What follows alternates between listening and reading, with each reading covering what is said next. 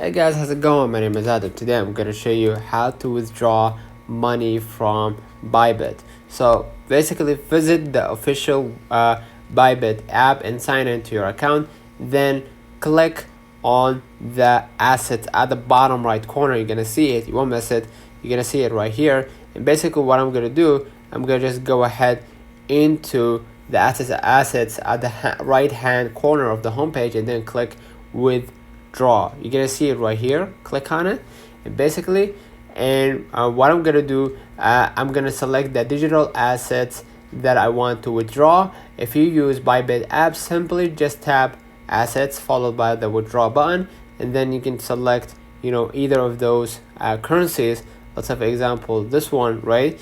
And if you want to basically withdraw it, just go ahead and withdraw it to an address, maybe another wallet that you use, or if you want to transfer it into a dollar, so you can transfer it or to withdraw it to basically bank account, you're gonna be able to do that as well by going back right here and click withdraw again, and then just go ahead and hit fiat, right? And you're gonna see right here the fiat currencies that you transfer from crypto to fiat, and then you can transfer it to your bank account. All right, so basically that's it. Let's know in the comments if this video helped you.